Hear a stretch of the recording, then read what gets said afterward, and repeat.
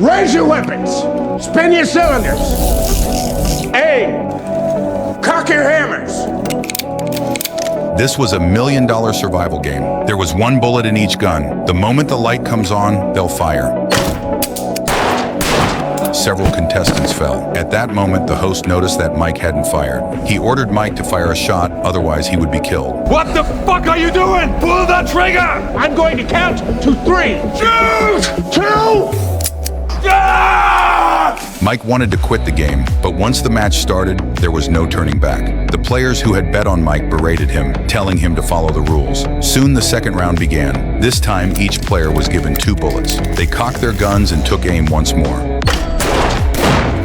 As soon as the signal light came on, several more players fell. Mike was lucky to survive because the man behind him was shot before he could fire his gun. After 2 rounds, the contestants were on the verge of breaking down. One contestant lost control of his emotions. Staff forcibly injected him with a sedative and carried him onto the competition platform. The third round began.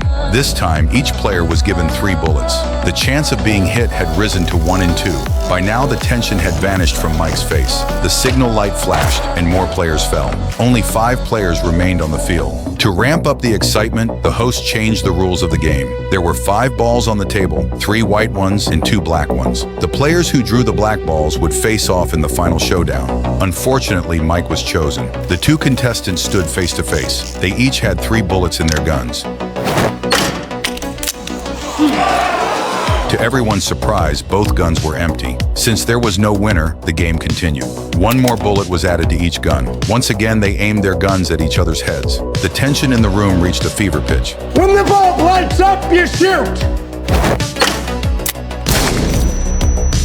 The game is over. The game ended, and Mike emerged as the winner. He also received a prize of $1 million. The dealer offered to take Mike to the train station. Mike pretended to agree, then slipped away quietly. He no longer trusted anyone. Mike arrived at the station with $1 million in cash. Suddenly, he noticed a group of police officers surrounding the station. Realizing something was wrong, he immediately hid the money in a trash can. It turned out the police had been keeping an eye on Mike all along. Mike was taken to the police station. The police wanted to extract information about that game, but Mike insisted he knew nothing. But since there was no concrete evidence of a crime, he was quickly released. Mike returned to the station, only to find that the trash can had been emptied. He hurried to the trash collection area to search through the trash and found the bag of money. So Mike packed the money into a box and mailed it home. Then he bought a stuffed animal to pack in his luggage. Sure enough, as soon as Mike boarded the train, he noticed a man following him. Mike knew there was no escape. The moment he stood up, the man fired a shot. He snatched Mike's luggage. This was his stake for the next game. In the final moments of his life, Mike swallowed the shipping receipt.